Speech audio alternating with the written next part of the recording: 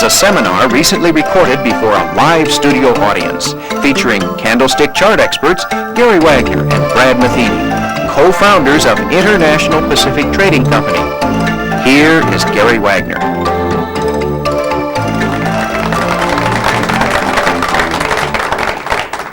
Thank you. First off, I'd like to thank all of you for coming today. In the time that we have together, I'm going to present, along with my partner Brad, some very exciting trading techniques that really have history that predates any of the Western technical trading styles that most are familiar with. The first thing I'd like to ask is, just with a basic show of hands, how many people are familiar with candlesticks, Japanese candlesticks? We've got about 3/4 of the audience. We will cover some of the basics, what composes a candlestick, how it's differentiated from a bar chart, and how they developed. We'll cover that ground for the first part of the session. After that, we're really going to begin to incorporate our ideas and techniques within some actual charts. We're going to try to cover many of the different commodity groups, such as the grains, the meats, the energies, and the metals markets. To give you a little bit of history about how we began and the development of this technique and how we utilize it is quite interesting. I'm a CTA, a registered commodity trading advisor. I have been trading the markets since the early 80s. In fact, when I first began trading the markets, I would use my eye to draw a trend line, and I'd use a pencil rather than a computer keystroke or keyboard. What happened was, in the mid-80s, there was a proliferation of computer programs that came out that made traders like yourself and myself have the tools that prior to that were only available in the large financial institutional trading houses. In other words, they had the ability to call a programmer in and spend $300,000-$400,000 and have them program proprietary techniques. I utilized a service called FutureSource.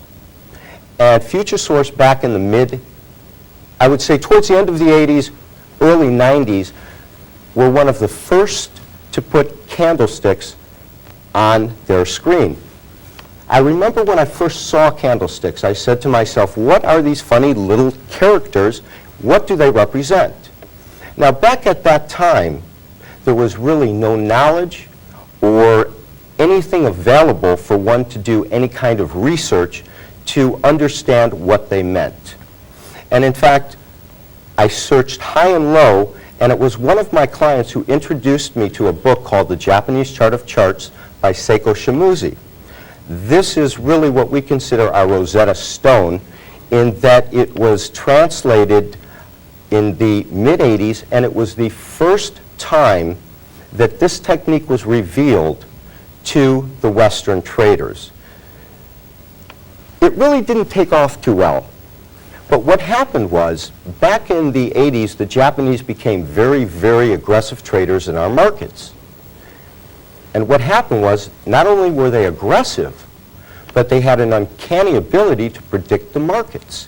Their success rate was much, much higher than the success rates of the traders not utilizing their techniques. As any trader will tell you, if there's something that works, we all want to know about it. So what happened is, the Japanese became very successful in our markets. Many people began to search out what techniques they were using that gave them an edge or an advantage. And that really was the moment or the pivot point in which they became very popular. What had happened is, I did a little bit of research, and I saw that not only were they able to visually show you price movement over time in a much more three-dimensional way, but that was only the tip of the iceberg. The 90% underneath was the fact that they had recognized that there were patterns that could define reversal or pivot points in a market. The best way to put it is that candlestick patterns are a mathematical formula which illustrates the psychological market sentiment. In other words, as a market reverses or as a market is moving in an uptrend, there are certain traits that can be distilled in terms of mathematical formulas that will reveal some very, very important information. Now, what had happened is, as I was looking at these charts on FutureSource, I realized that it was very difficult for me to understand all of the patterns. And one day as I was looking at a chart, I came up with the idea that someone should develop an interpreter so that all we had to do was put the chart up on the screen, push a button, and it would reveal the pattern to the end user. Brad, who had been an acquaintance of mine for many, many years, was a devout computer programmer. He was very interested in trading. I was very interested in learning how to program, and I presented the idea to Brad. In fact, I came to him one day with a series of kind of cryptic pictures, and I said, Brad, I want to create a program that will take these little funny characters and develop some sort of a knowledge base so that all we have to do is push a button and have it revealed. Brad then asked me, I said, Brad, do you think you could accomplish that for me? He then asked me a whole series of questions. And at the end of it, he said, Gary, I think I can do that. And that's how the two of us really unified ourselves and became a team and have been working now for about 5 years in terms of development of this strategy. And as you'll see in the presentation, it is not just candlesticks alone. What we have done is we have combined Eastern technical trading and Western technical trading, put them both together to create a synergistic approach which is much more dynamic than using either of them separately. In fact, in Japan, candlesticks are not used without using moving averages and other Western technicals. To give you a little bit of history about candlesticks themselves, they predate our bar charts by about 200 years.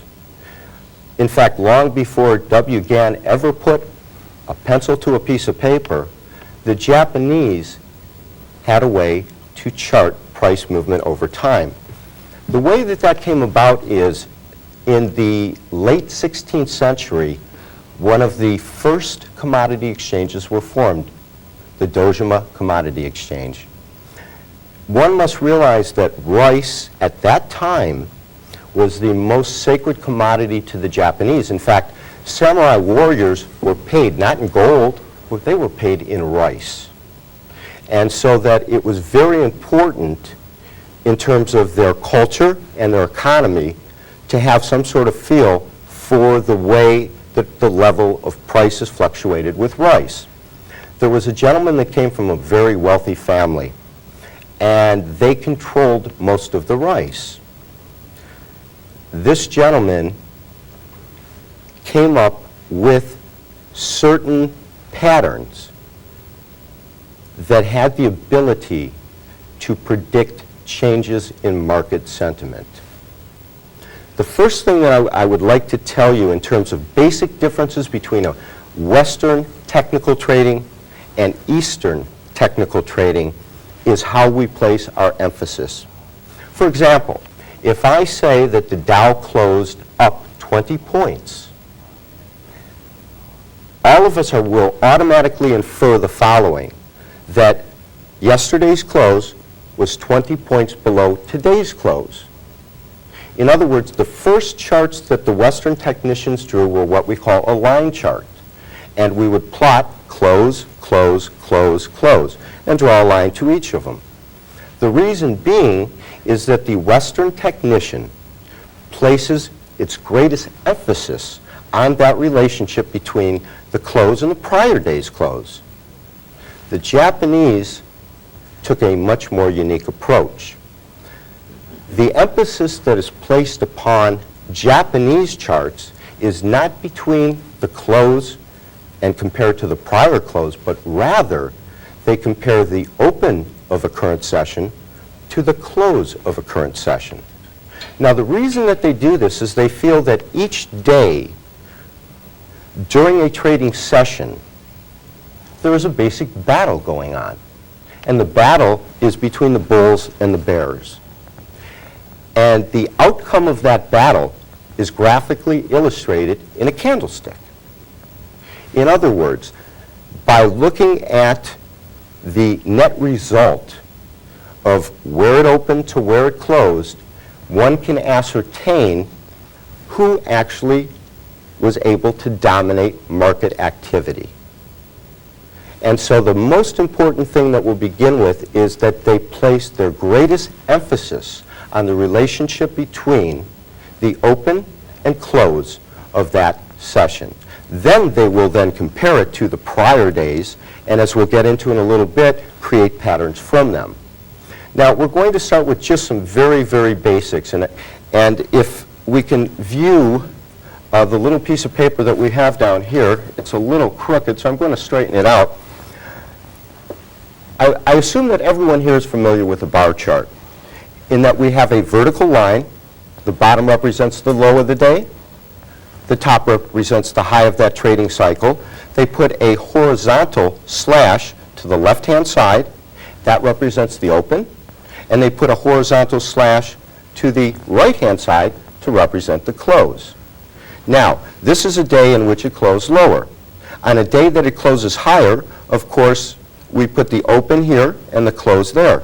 But the one thing that you can see is that when you look at these two candles, you really have to concentrate to discern if it closed higher or closed lower. It's not that apparent. All the Japanese did is as follows. To create a candlestick, because the open to close relationship is so important, they draw a rectangle from the open to closing price. Now, if the market opens and then closes higher, that is known as an empty candle, a white candle. If the market opens and then closes lower, we call that a full candle or a black candle. The third type of candle is called a doji. A doji, as a matter of fact, is the only candlestick type that looks identical on a bar chart and a candlestick chart. Now, the first thing that one can realize by looking at that is that as a market moves in a defined trend up or down, because we have a visual representation, black or white, one can view large segments of price data very, very quickly and can ascertain movement and direction much easier than a bar chart. The second thing is that all of the technical techniques, the Western techniques that you have been utilizing, are still incorporated in candlesticks. Steve Nissan has said that it is a win-win situation. In other words, by using candlesticks, you give nothing up, but you gain insight into it. And that really is the beauty of it. Now, what we're going to do is we're going to first start by talking about some very, very simple two-day patterns. And we're going to talk about the rationale or the psychological implications as to why they make sense. Now, we went through the white and the black candle. The doji is a very, very unique candle. And Brad, if you could take a moment and explain how a doji differentiates itself in terms of a consolidation in a market and what it represents. Unlike the black or the white candle, which is illustrating a dominance of either the bull or the bears for this trading session to dominate this market session, a doji candle illustrates that neither the bulls nor the bears were able to drive the market price far enough or a majority difference away from the opening price, meaning that the bulls were unable to control the market and neither were the bears. In this instance, the market would close very near or right at the opening price of the current trading session. This is illustrating a stagnation of trend, an equal force between both the bulls and the bears, which is causing the market to consolidate or to congest within this area. A doji is very significant. A doji found after a defined uptrend or a defined downtrend is typically synonymous of market congestion and a possible top or bottom. Exactly. So the doji is, again, one of the most important candles to look for when you're trading with candlesticks. One thing that you'll see as we begin to illustrate it is that the doji typically can be found at probably 60 to 80% of the tops and bottoms. Because what happens is, if a market is in a defined trend, and the analogy I usually use is that of a train. If we're sitting in a train moving 90 miles an hour down a track, and we're coming close to that station where we're going to stop and then move backwards, before the train can reverse and move the other way, it has to do one thing. It has to stop. What a doji does is it illustrates that shift in direction. The Western term is a pivot point. The interesting thing is that the Japanese realized that that particular shape or that particular trading day or cycle was indicative of a market in which neither the bears or the bulls ultimately gained control. Because obviously with a black candle, that means that the bears had the dominating factor in the market on that day. And reciprocally on a white candle, because it closes higher, it tells you that the bulls were able to win that battle that day. And the doji is the single most important candlestick to look for. There is another type of candlestick which has the same significance. It's a group called the umbrella lines.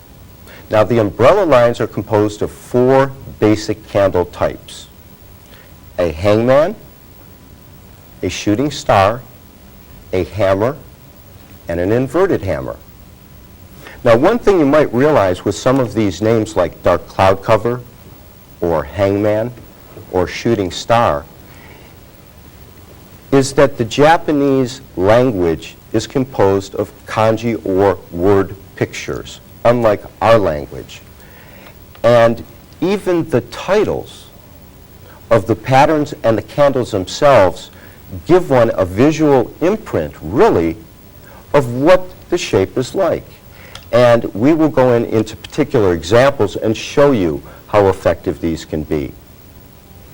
Now, what we're going to do is we're going to cover just a couple of very, very simple patterns right now to give you an idea of how these patterns can be identified, what to look for, and then as we get into the session, we are going to talk about particular markets and certain patterns that we have found through research have a higher frequency of occurrence, higher probability of success, and then we're going to take that and incorporate it all together into a trading style that we have found is very successful.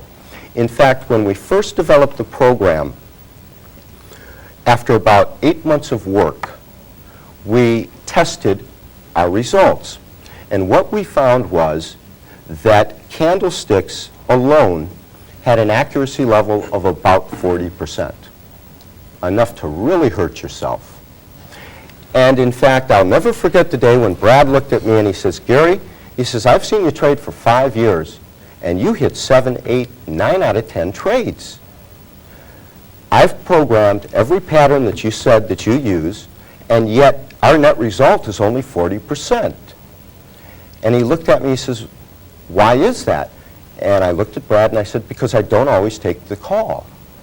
And you saw a light bulb just pop right into his head. And he said, "Well, what do you mean you don't always take the call?" I said, "Well, I look at other factors. It's not just the candlesticks alone, but there has to be other factors before I'll actually take the call." And Brad looked at me and he says, "Well, what you're telling me then is we need to take this library and give it some sort of intelligence." And we went back to the drawing board and we developed algorithms that attempt to mimic the human mind. In other words, when we analyze candlesticks, we analyze it through not only the patterns that are found, but we also make sure that there are Western technical correlations, what we call confluence factors, that have to be evident before we will take the call. And so what we have done is we have combined a massive library of patterns. We have about 1,100 patterns, along with a series of rule-based parameters that will judge whether or not one should actually take that call. What we're going to do now is just show you the patterns in their raw form. As we go into actual examples and bring the computer up, we'll show you where we would take them, where we wouldn't, and most importantly, why. We're going to start by looking at some patterns that are simple two-day patterns. These are all taken from a book that was written by Brad and myself, and they are simply illustrations. In other words, they're not really markets themselves. And as you can see, we're attempting to show as a market comes down, there are certain indicators and certain candle types that we're going to look for. Now, the first one we're going to talk about is a bullish harami. Now, a bullish harami to the Western technical trader is an inside trading day. In fact, one of the things that you're going to see throughout this presentation is that many of the patterns that the Japanese have, we just call them by different names. For example, a head and shoulders formation is known as a three-mountain top. Now, the bullish harami, and first of all, harami in Japanese means pregnant. And the idea behind it is that visually it reminded them of a pregnant woman. But the key is, as the market comes down, the essential component for it to be a bullish harami is it has to have a black candle, and on the following day, you have to have a white candle that has a small body. Now, let me spend a few moments defining what I mean by body and wick. I explained that the differentiation between a bar chart and a candlestick chart is that we draw a rectangle around the open and close. That is known as the real body. The difference between the high and the low are called the wicks. Now, actually, candlesticks is an American term. The actual term to the Japanese is anashikahabi. It is translated as a footprint. In other words, what the Japanese believe is that price movement over time will leave marks in the sand, that if we can follow those trails, we'll have the ability to know where that market's going. The Westerners picked up the word candlestick simply because they look like candles. But to a Japanese, it's anashikahabi. Now, on the bullish harami, it's simply an inside day, and one would always take the call, not at that point, but the following cycle. The Japanese style of trading is a very conservative style of trading. And so that any time a pattern is found, there has to be other factors. One, you have to have confluence or agreement with Western technical indicators. Secondly, you need to have a confirming cycle. A confirming cycle on a bullish reversal is always going to be the following. It has to be a white candle, meaning the market has to close higher than it opened. Secondly, you have to have a higher low. Hopefully, you get a higher high, but that's not essential. You would not take a call unless you had those two factors. And those two confirming factors are essential in taking any candlestick call. The next pattern we're going to take a look at is a piercing line. Now, a piercing line is very similar, except that the market has been in a defined downtrend, and on the following cycle, it opens below the close of the prior day. Now, if we're sitting in a short position, the market's been moving lower and lower and lower, and it closes at $1, next day it opens at 90 cents, you're going, I'm glad to be short. Hey, this is great. But at some point during the day, the market momentum shifts, and buying begins to accumulate. And so what happens is the market begins to move into the territory of that prior candle, but more importantly, it pierces the midpoint. Once it pierces the midpoint, the pattern has been completed. However, until we get our confirming candle on that following cycle, we will not take the call. The one thing also that you're going to notice as we go through these patterns is that what the Japanese have done is they have taken each possible scenario, any probability of how a market can react, and have identified which ones are indicative of a potential reversal and which ones are simply showing us that this bearish trend will continue lower. So a piercing line is a very, very common pattern, but it is also a highly predictable pattern when utilized with some other strategies. The next thing that we're going to look at is something called an engulfing bullish pattern. Now, the engulfing bullish pattern is also a two-day pattern. What it is that the market has been in a defined downtrend. You have a black candle, simply meaning that the market has closed lower than the open. However, on the following day, it opens below that close. Once again, those short players are thinking, boy, we're in the money now. But at some point during the market, buying begins to accumulate. And rather than just piercing that midpoint, it completely engulfs that prior candle. Now, the rules of thumb with the engulfing patterns is that the smaller the initial candle and the larger white candle will give it more emphasis. You can get engulfing patterns with very, very small bodies. They do not have the same importance as if you have a very large move on the following day. And in fact, when you think about it, it is a mirror image of a harami. And so that's something that you should always look for. The next thing that we're going to talk about is a hammer. A hammer is something very, very similar to a doji. Now, the reason it's called a hammer is that Japanese believe that as you make a metal bowl, you'll hammer the bottom. And that's where the name of a hammer came from, because that particular candle type is indicative of a market which is bottoming. And they say that it's hammering the bottom out. And the psychological implications is very, very interesting. But one thing that one has to realize is that the open and close, the range between those 2 points is very, very narrow, just like the doji.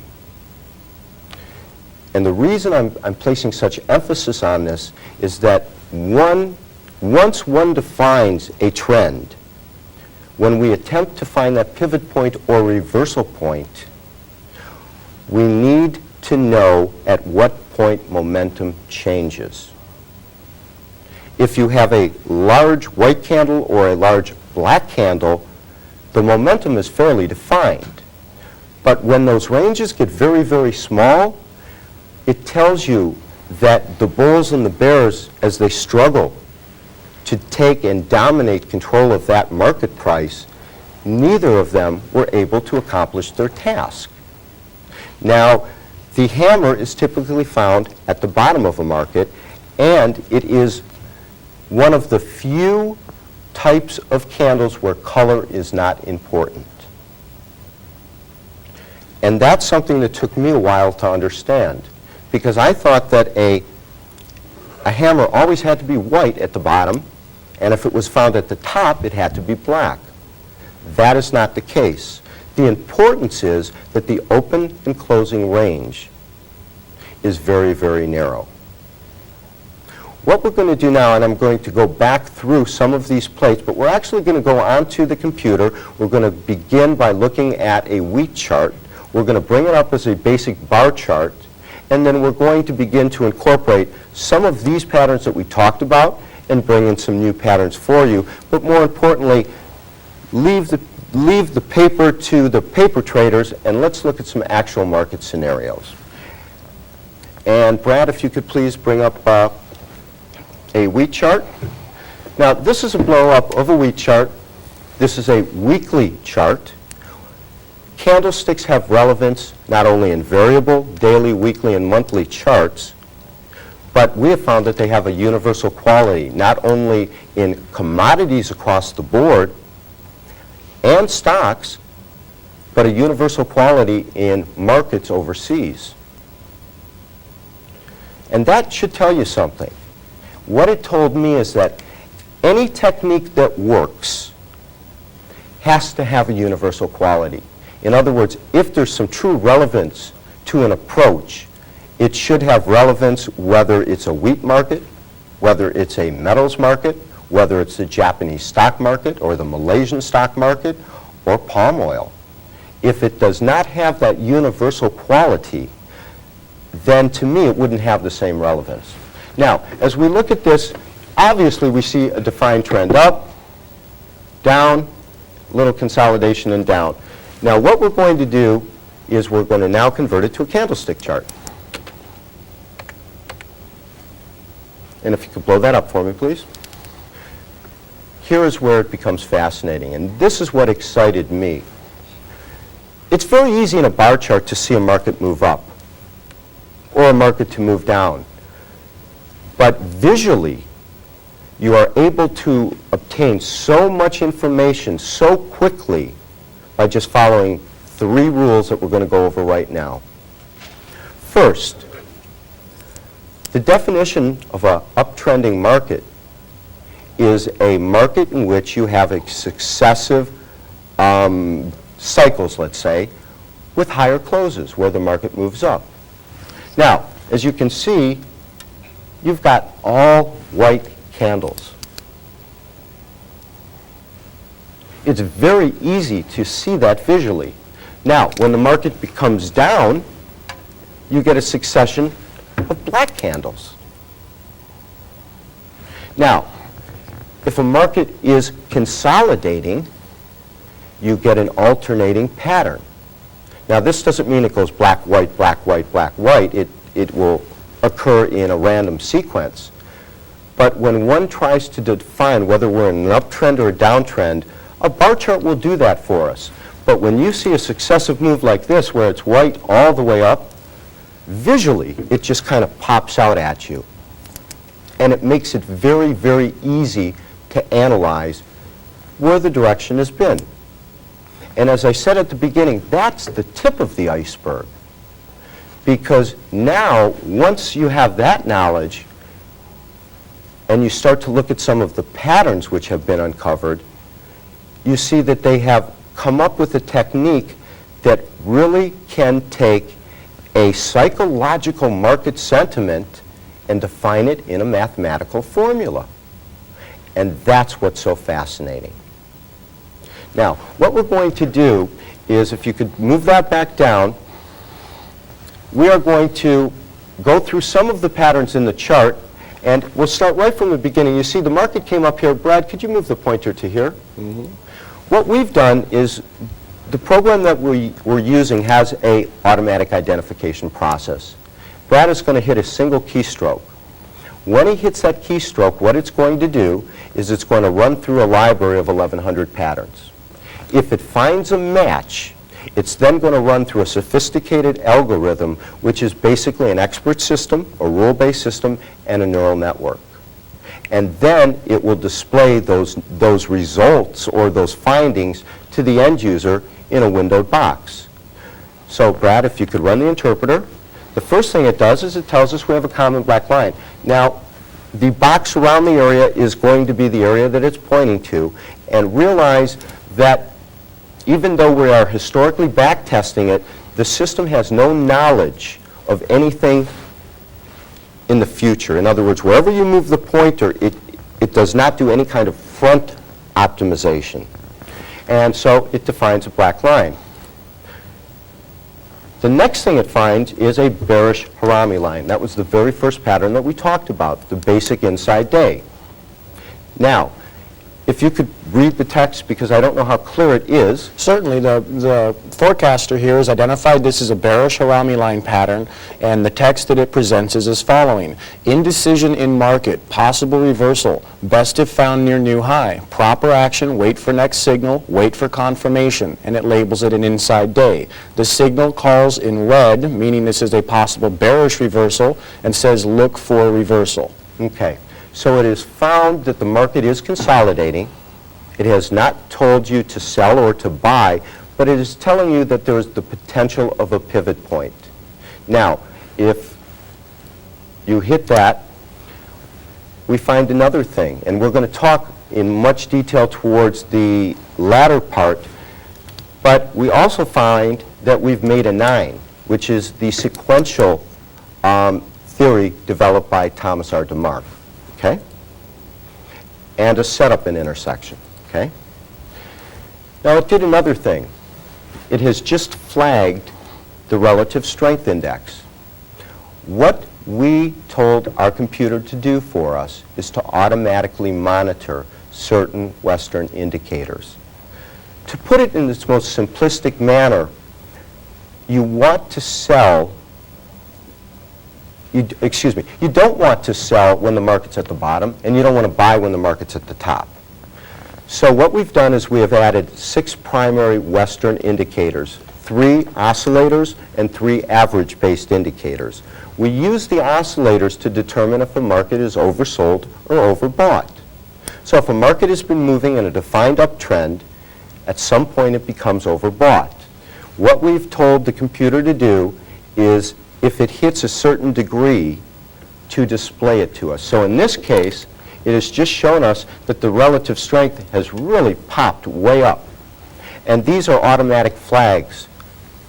All we've done is hit a single keystroke, okay? Now, Brad, if you move over one more, and now run the interpreter, first we get a long opening Bazoo black line. It's known as a belt hold line. A belt hold line is very, very interesting in that it opens on the high of the day, the exact high of the day. And at no point during the day can they make a high greater than the open. And that, of course, is indicative of a scenario in which the bears are totally dominating the market.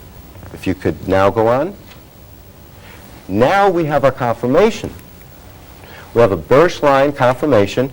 Down here it says sell signal. And Brad, if you could read that. Certainly. It says the bearish Harami line seems to be correct. It might be wise to enter the market from the short side. Proper action. Place stop above $3.88, the previous candle's close. Okay. Not only has it told you to sell, and one has to realize that if that pattern was found at the bottom of a market, you would get bearish Harami line, but the text would tell you to disregard the signal. The reason we did it that way is we did not want to develop a black box. It's what's called a gray box. In other words, we will always define the findings, but it's our job as traders to decide whether or not we're going to take that call. So in this case, the system has determined that this is a valid call and we should sell. Also, it's also given us a stop placement. You see, there is no holy grail out there. And money management and defined trading techniques is what makes a trader successful. In fact, the best traders that I have met who have had year after year after year of success were not successful and rich people because they hit 10 out of 10 trades. In fact, I don't know of anyone that can consistently make trades and never lose. The successful traders are ones that have the ability to maximize on correct trades and quickly get out of incorrect trades. And so that stop placement and money management is another integral part to making this whole system work. Because it's very easy for us to know what to do if we're right. If we call a broker up and say, sell it, and the market goes down, it's pretty easy for us to figure out what to do. The hardest thing is, what do we do if we're incorrect? And of course, because there's ego involved, we say that the trade has now been violated. We don't want to say we're wrong. But if we look at this as the top right here, and the market goes down but then shoots back up through there, then in fact that reversal has been invalidated. So right here, it's going to give us our sell signal. Okay? If you could hit the enter key, please. And it still finds that 9. Okay? Now, it's just flagged something else for us too. Stochastics have crossed. And this is something that I think you'll find very, very fascinating. What attracted me to candlesticks more than anything else is that all of the Western technical approaches that I studied were what I call a lagging indicator. By definition, anytime you use a study based upon averages, you are not determining where the market's going. You're determining where the market's been. The only leading indicator that I'm aware of that's a Western indicator is possibly Fibonacci retracement and Gann. But even with Fibonacci retracement, we first have to go and hit a top, then it has to reverse. Now we can predict at what point is it going to go. Is it going to retrace 33%? Is it going to retrace here or here or here? But it is a leading indicator in that it's giving us an idea of where the market's going before it gets there. But it's already had to have a turning point. Candlesticks are unique in that they are the only leading indicator, because by taking market sentiment and by expressing it in a mathematical formula, you're able to determine when that market has a high probability of turning around. And that's what makes it so unique. So whereas we got our bearish harami and then we got our sell signal, the following cycle is when the Western technicals confirmed it. And that's where the approach kind of comes together. Okay? Now if we can move the candle over one more day. And if you notice, all Brad's doing is just moving a pointer and hitting something to the toolbar. We get a long black line again. And now we go into a whole new series. First we had a bearish harami. It told us to wait. On the following week, because this is a weekly chart, it told us to sell. That was called a confirmation. Now we're into a new group that we've defined called continuations. In other words, the system recognized that the market had been coming down, and we've gotten another black candle, meaning a lower close. It's made a new low, and it's made a lower high. So now we're in a continuation cycle. And another interesting thing, if you could read that, it goes, the harami line now indicates a very bearish trend. Look at technicals, proper action, maintain short position, but then it tells you to move the stop to Above $3.87, the previous candle's high. In other words, what it does is it goes back through time and it looks at the most recent highs or lows in a bullish move, and it realizes that those are support and resistance points. So not only will it tell us when to sell and recommend a stop initially, so that if it is incorrect, we have taken a small loss. But under the rare fortune where we are correct, the system is going to help us determine points to move those stops down to lock that profit in. Because remember, the best traders trade effectively because they maximize the winning trades and they minimize their losses. And the best effective way to do that is by the utilization of stops, in our opinion. So that you can see that it correctly called a nice top and it moved us down, okay? And once again, we have our setup, and we have a DeMark bearish flip, which is something we'll go in the advanced strategies at the end. It's very important to realize that candlesticks by themselves are not a holy grail. But when combined with the techniques that you've been using already, you can dynamically improve your profitability and you can be a more effective trader. And that's really what it's all about, is becoming a more effective trader. Okay? We also have a bearish dead cross. The interesting thing is the Japanese have these unbelievable names, at least to me, that give me a picture in my mind. All a bearish dead cross is when the moving averages, the short-term moving average, crosses and goes below it. If the market's been moving down, it's called a golden cross. And of course, the averages have been taken from Western technical trading approaches, and the Japanese have incorporated our technicals into their style of trading. So it's a combination of the both that make it work so effectively. All right? And as you can see, the market does make quite a move all the way down. Now, if you can move the pointer here, please. And run the interpreter. We get a black line again. And there we go, an engulfing bearish line. Now, a conservative trader would simply maintain his short position. An aggressive trader at this point might consider scaling and adding 2 positions. But the one thing that's interesting is the market had been in a defined downtrend. This engulfing bearish line, and we'll show you ones that issue sell signals, but it only says it's a bearish signal. It says the Tsusumi line, Tsusumi simply is Japanese for engulfing, is created when a white candle is engulfed by a larger black candle. Proper action. It might be wise to wait. Does not have technical confirmation. In other words, had we not been short originally up in that higher area, we maybe would not want to enter a position at this point because the market had already been in a defined downtrend. The way that the system determined it is by looking at all of the clusters of the highest highs and the lowest lows over a certain period of time. Okay? And once again, we've got a continuation. Okay? Now, we get a new flag here.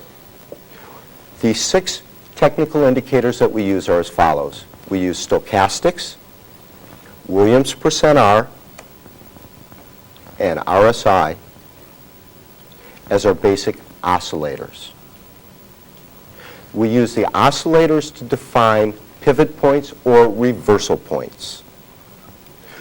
We also use a strategy called the RMI, which is the Relative Momentum Index, which is a very rare indicator that has only been published once, and we've incorporated it into the system because we found it had so much validity. Because the RSI is going to tell us how the strength of the market is running, whether it's running out of steam or not. But the RMI is going to show us when the momentum shifts. Now, in this particular case, we've told the system that at any point the Williams %R goes under 20 or 80 or above 80, we want it flagged. Now, we do reverse the Williams %R. For those who are familiar with that strategy, it's really a variation off of stochastics. We define it in the same way that a stochastic would. In other words, we look for bottom activity at the bottom. I don't know how legible that is, but it says 80 here and 20 here. So we've reversed it so it looks the same as a stochastic. Okay? And then we're back to our chart. Now, what I normally like to do, if I'm looking at any particular market, I'll run to each top and bottom and just see if there's anything that it found. And then what we'll do is we will do a in-depth historical back testing on it. This is the lowest low right here. So Brad's going to move the pointer, and we get an engulfing bullish line. Now, it gives us a buy signal. It tells us to go long, and it tells us to place a stop where? Place the stop below $3.03. In other words, sometimes simple techniques work very well. If a market has been moving down and it makes either a historical low or a contract low, and then moves up above that, that's a pivot point, and that certainly is a support level. So we didn't have to be a rocket scientist to figure out that if we put our stop below that support level, if we're going to be correct, the stop is going to work. If the market violates and continues in its downtrend, our risk is very, very small. So we have this bottom here, and it picked it up perfectly. Right at the bottom, it told us to buy. Okay? Now, it also is moving back in time. And here, we were short in this area right here, but I want you to see something interesting.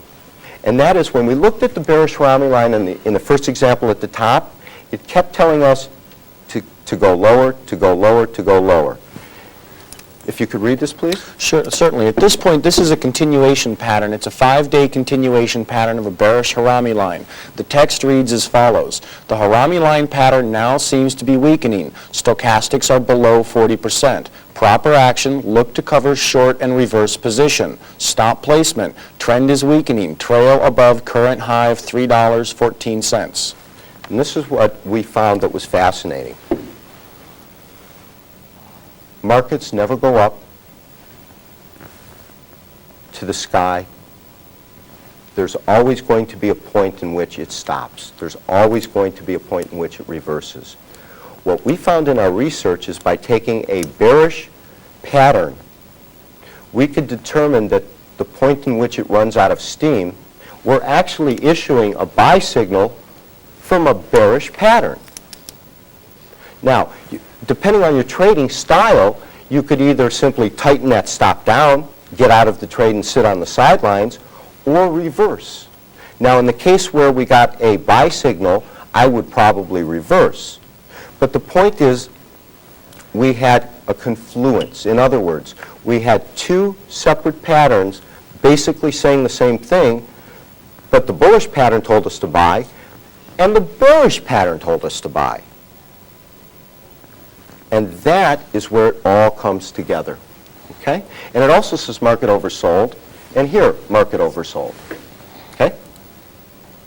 And here we flagged that our stochastics have now dropped below 20. All right?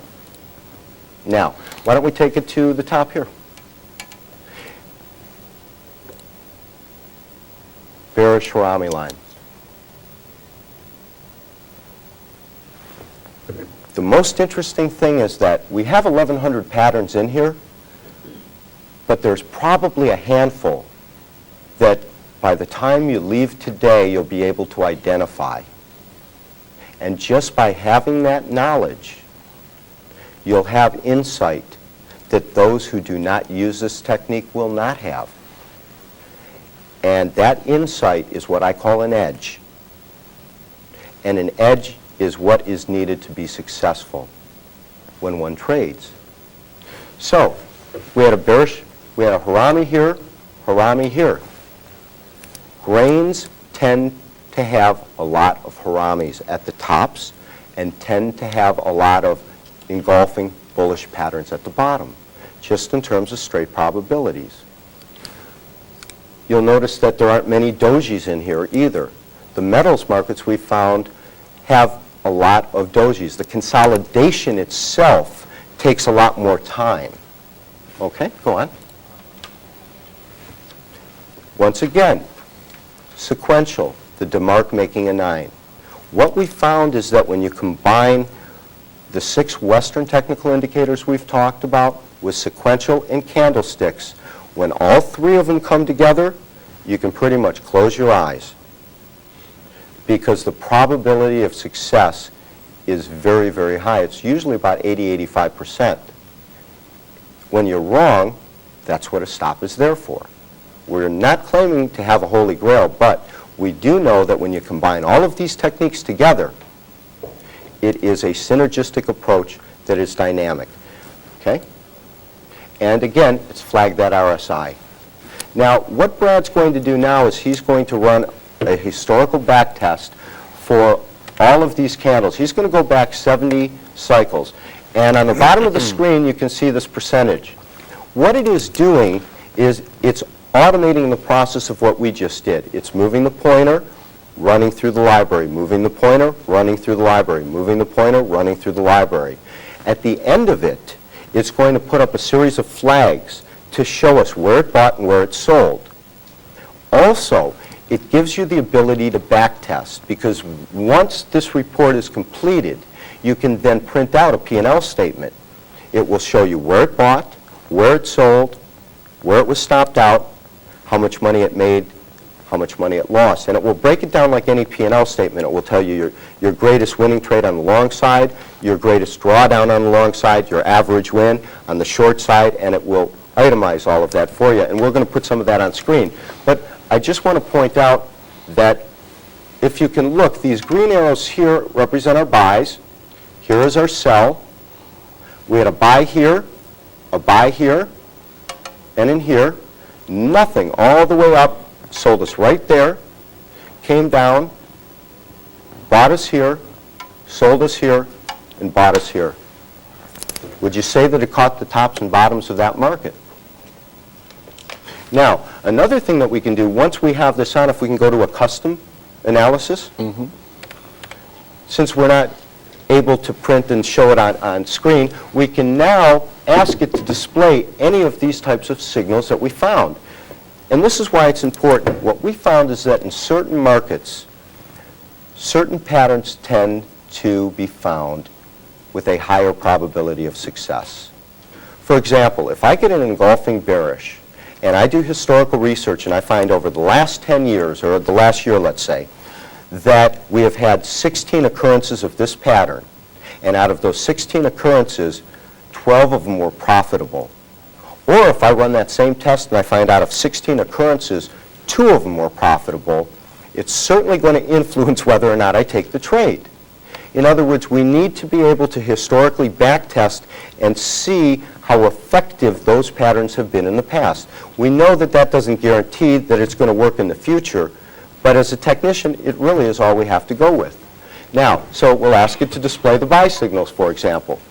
And it's going to show us the first point that it bought, and it's also going to give us some text. Here's the piercing line. Go on. Here's the engulfing bullish we talked about. Another engulfing bullish. And so it found a total, on that 70 cycles, it found a total of 167 pattern matches.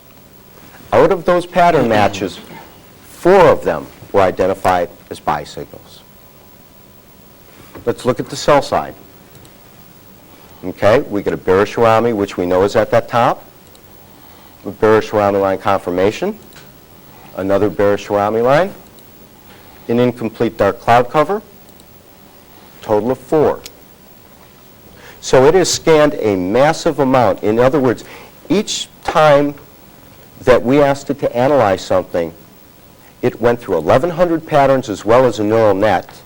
It did that through 70 weeks, and it did it in under, what, about 2 minutes.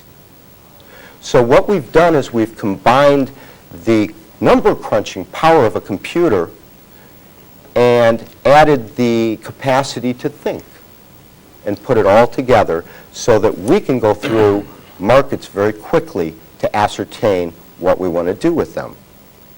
We developed this program originally not to market, but just for ourselves. We use it daily as a trading technique.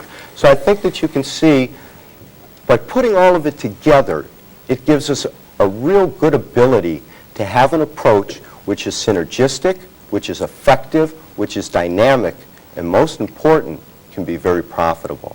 Are there any questions? Yes, Gary. You spoke in terms of 6 Western indicators that you use for confirming. You covered the 3 oscillators, and you covered RMI of the trend following. What are the other 2 indicators that you utilize? Okay, let me first explain why we use 6 and how they're composed. The oscillators, as I said before, we're looking for oversold and overbought scenarios. In other words, if a market's in a defined uptrend or downtrend, we want to know at what point it's possibly going to reverse. For those, we're going to use stochastics, Williams %R, and RSI. Now, once a reversal is in place, we want to determine how long the trend will continue. At that point, we use averages. So we use a moving average as a first indicator, we use trading bands as a second indicator, and relative momentum index as the third indicator. So by combining the average-based indicators, we are able to ascertain by looking to see if the closes are above that the market is continuing to move. We also look at convergence, divergence between the moving average lines. In other words, as a market moves up, and if it's in an accelerating mode, those two bands are going to widen. As a market begins to get a little bit top-heavy, we'll look at the oscillators, but we also want to look to see if we see those lines come together. So we use them in combination together, but primarily we use the averages to determine trends, and we use the oscillators to determine overbought and oversold scenarios. What we're going to do now is we looked at the wheat chart, and we started by looking at a bar chart. We then converted it into a candlestick chart, and we saw that there was a good level of accuracy. In fact, at almost every top and bottom, there was a pattern which we could identify. There's another type of chart that is just now becoming used in the United States, which is known as a three-line break chart. Now, a three-line break chart is analogous to our point and figure chart. The difference between a three-line break chart is that time has been removed from the scenario. In essence, what happens is this. We take, first of all, I want to say that it only utilizes the close rather than the open, high, low, and close. So we take day one, closes at $1. Day two closes at $2. So we have our first red line. Now, on the following cycle, if it closes in between that, no new candle is drawn. If it makes a new high, we add a candle. If it makes a new low, it goes to a black candle. If it stays within the range, no new candle is drawn, just as in a point and figure chart. Now, we combine those together, and we get a very, very good indication. Now, Brad, if you could, we're going to take a look at the monitor, and could you take it back to a candlestick chart first, so we can show how this has worked. Now, this is the same chart that we've been looking at, our weekly chart, and what's going to happen is when we convert it into a three-line break chart, if you look at the bottom time cycle, you'll notice that it's going to really shrink it, because at any point there was an inside day, no new character is going to be drawn. So Brad is going to now convert it into a three-line break, and once again, the visual representation is the same. Look at those. As the market moved down, anytime there was an inside day, this particular technique completely filtered it out. Now, the technique behind a three-line break chart, or the theory behind it, is that if a market is moving down and a white candle forms and it closes above 1, 2, 3, it's called a new price high. Now, what Brad's going to do is he's going to run what's called a candle vision, which is simply going to look at all of the records here and put some flags up so we can see where it buys and where it sells. Have you done it already? Mm-hmm. One quick system. Now, we sell here, mm-hmm. We buy here, we sell here and buy here, sell, buy, sell, sell, buy, sell, sell. Not 100%. I mean, right in this area, we did get whipped around. But as you can see, it hit about 98% of that trend. And the amazing thing about this is that when used in conjunction with Western technicals and candlesticks, it gives you additional insight. Now, if you could move to any of the buy or sells and run the interpreter to show how we display that. Just as in the examples that we showed you with the candlestick charts where the library will actually convey the findings, we've created a whole separate library for the three-line breaks. And this says closing three-line break, new price high. Brad, if you could read that for us? Certainly. The new price line, regardless of time, is determined by the market price itself and recorded onto the one chart, Seiki Shimizu, the Japanese chart of charts. It's the book that Mr. Shimizu wrote. Emphasis is put on new prices, price differences, barriers, best day to buy, and similarities. Bullish reversal signal, buying will continue. 3-week moving average is $3.29 and a quarter. 7-week moving average is $3.28 and 8 tenths. Now, here's what you want to realize. that when one uses candlesticks, if a market's been in a defined uptrend, we try to pick a top by using an oscillator, meaning we're looking for the market to be overbought. Now, when a market's in a highly defined trend, and this tends to happen a lot in stocks, for example, by using the oscillators with nothing else, it's always going to be looking to sell at a certain point. The three-line break chart is the exact opposite. It does not want to know if it's oversold. It knows that each time it makes a new high, that what was resistance is now becoming support. And that's why the two are so effective together. So that the three-line break, when used with candlesticks and Western techniques, combine everything together and once again give you that synergistic approach. And so we'll work a little bit with the three-line break charts. We'll primarily work with the candlesticks. But once again, for techniques to work well, it has to be a combination of things. It's not going to be any single technique, but rather a complex matrix of different ideas that kind of mesh together. All right?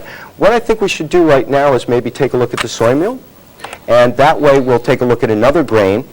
And as I said, we're going to try to cover some of the different markets in terms of the energies and the metals.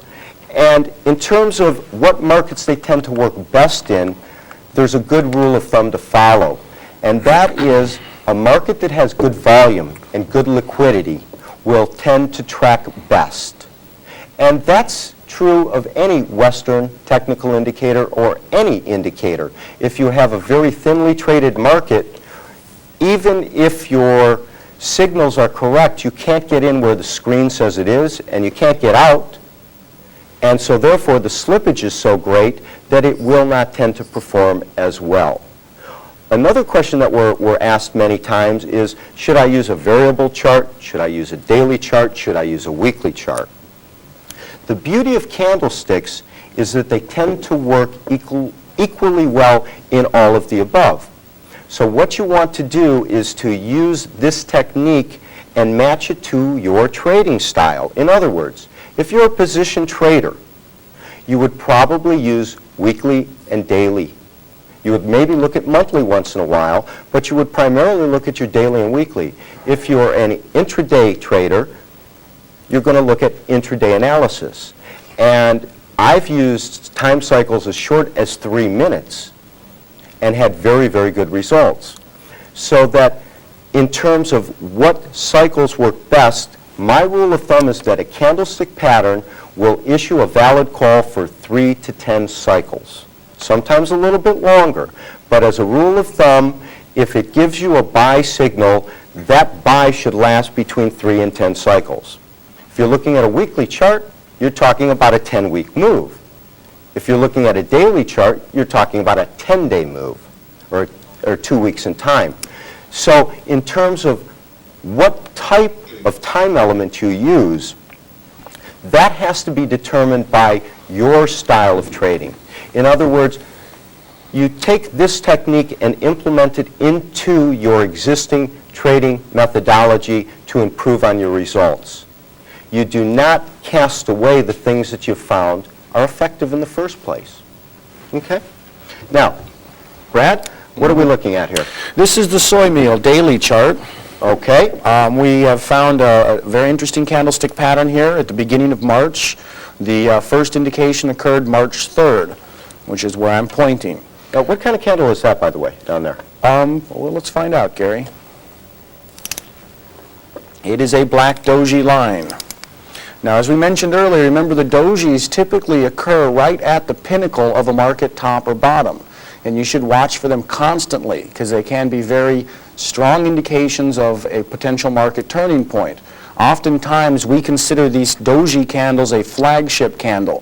What we mean by the term flagship is that this is a predominant, striking candle that's very easy to look for in the chart, And it's typically going to begin a formation, such as we'll show you in about 2 minutes, that can indicate a potential major reversal in the market. The flagship referring to the pinnacle, the point in which the market is likely to reverse. In fact, dojis are so important that in the trading houses in Japan, there's a gentleman that will sit on what we call a squawk box, and he's sitting there watching the charts. And if he sees a doji form, he starts going doji, doji, doji, and all of the traders will start repeating it almost like a chant. And all of a sudden the room will fill with doji, doji, doji, and they just start buying. And I've noticed this in our bond markets, especially on the nighttime session. If you watch that nighttime session and you get a couple of dojis in there and the market's been moving up, the Japanese will aggressively go in and start selling it. They look for those, and when they find them, the excitement builds, because to them it's the single most important indicator that says that that current trend is running out of steam. So that this market had been choppy. Now, once again, we defined those 3 basic rules. An uptrend is a succession of white candles. A downtrend is a succession of black candles. A consolidating market is alternating, just like in here. All right? Now, it comes down, it reaches a low, which is just below this. So it is a new low, and we get that doji. In other words, we're a freight train. This thing has been running down at about 90 miles an hour, and it's about to come to the station. But before it can reverse and move the other way, it has to stop.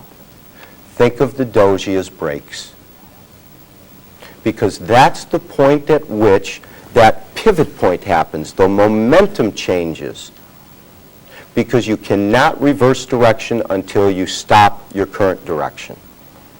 Now,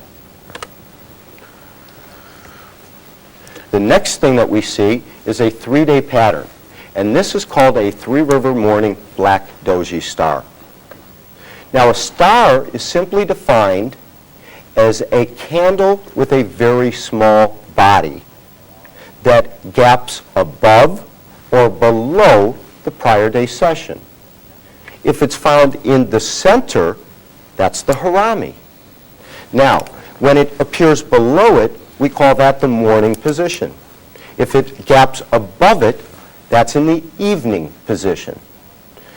The 3-river morning stars and evening stars are a common pattern, but they have an incredible predictable quality in that when you do find them, there is a high likelihood that you're seeing a bottom or top in a market.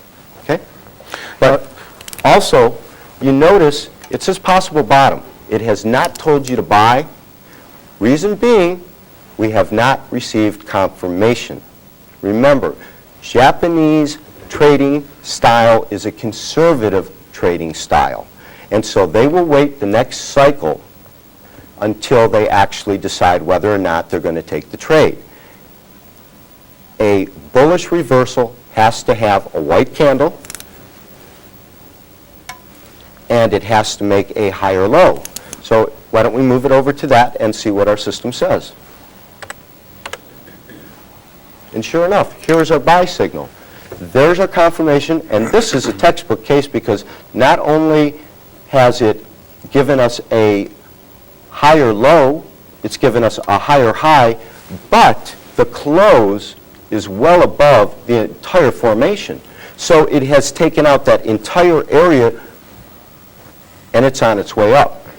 Okay? It not only issues the buy signal, but it issues it right at the bottom. Okay? And there's our confirmation. Once again, here's an indication where our Western technicals, although they came one day later, were issued at the same point that the confirmation was issued. We call that confluence. And it comes from a theory by Arthur Askew, which is the theory of multiple techniques. And simply stated, it is the belief that when you have many different technical indicators that all come to the same conclusion, the probability of success is much greater than if they're all disagreeing.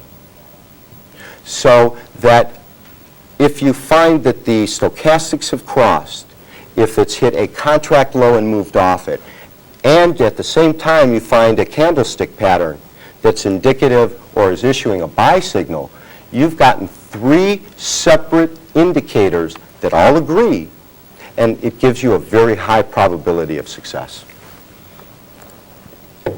And once again, and just in terms of visual qualities, because to me, it's so easy to be what I call an armchair quarterback.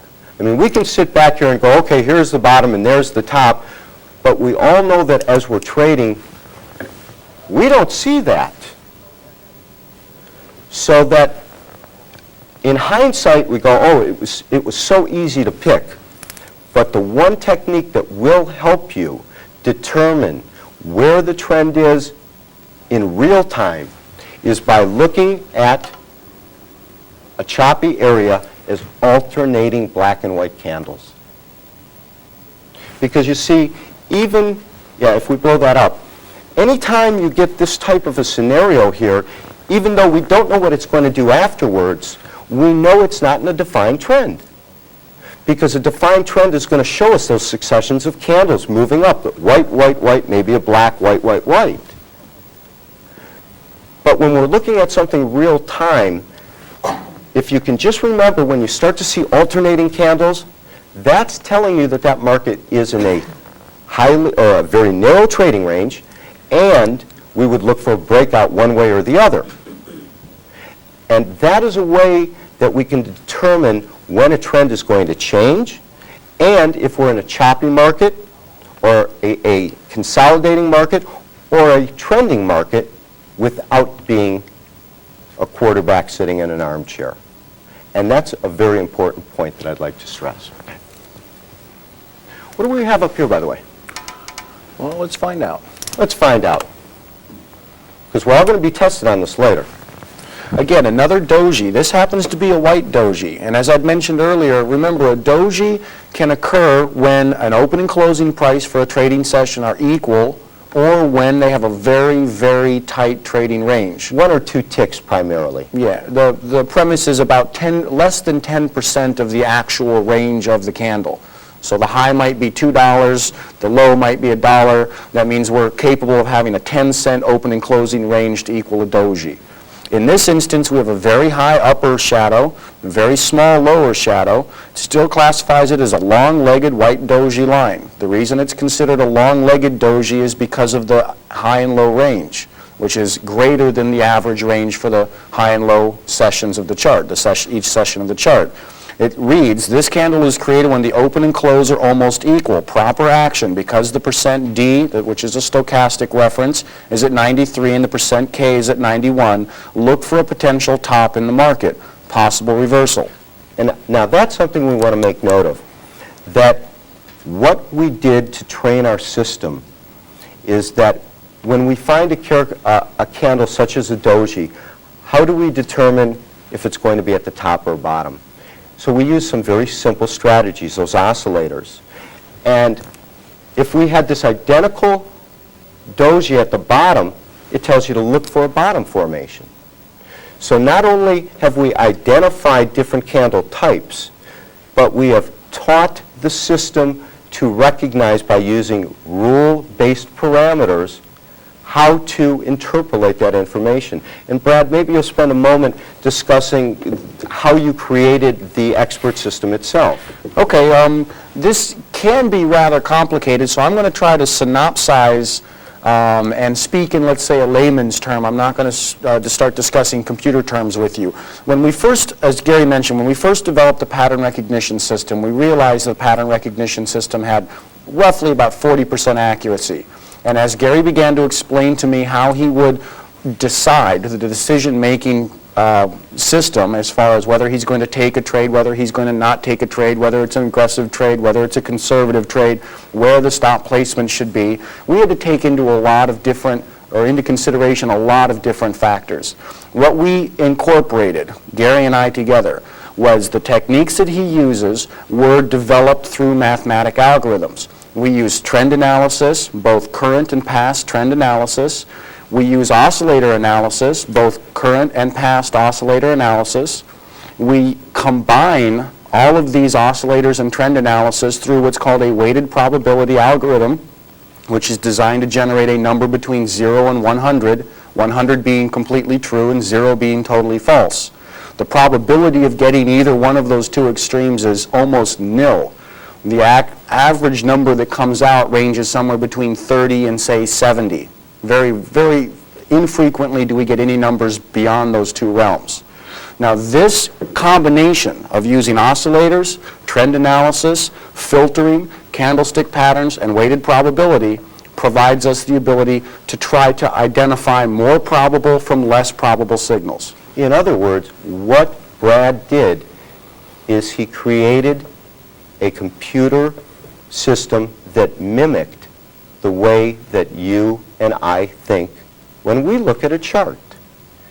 All we attempted to do was take the basic rules that we use naturally and computerize them. And by doing that, we were able to develop a system that comes very close to mimicking the way the human mind or the thought process works. Now, one question might be asked, well, if all we're doing is mimicking what we do naturally, what value is there in doing it through a computer? Well, there's a couple of things. The first thing is that when one remembers a pattern, we remember it in a very particular, precise way. If I asked anyone in the audience right now to name the months of the year, I don't think that anyone would have any problems. Can you name the months of the year for me? I told you I'd pick on you. January, February, March, April. Okay. Now, please name the months of the year for me in alphabetical order. No, I'll have to write it down. My point is that what you did by memorizing the months of the year is you remembered them in a sequence. As soon as I asked you to give me the same information in a different sequence, it wasn't right there, because I'll have to go, okay, well, let me see, A, so I'll get April first, and then B's, there's no B's. In other words, one of the advantages to using the computer is that it will recognize a pattern that is the months of the year in alphabetical order that you and I wouldn't, because we weren't taught that way. That's the first thing.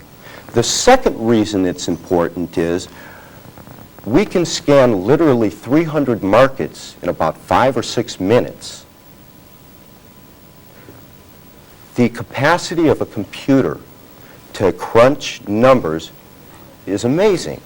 So what we decided to do is let the computer do the crunching power, and then we'll go in and make the final decisions. And that's why utilizing a computer to identify patterns can be so effective. Okay? I think we'll take a break, and then we'll have the second session and go into advanced theories and kind of bring it all together for us. This is the end of Volume 1. The presentation will continue on Volume 2.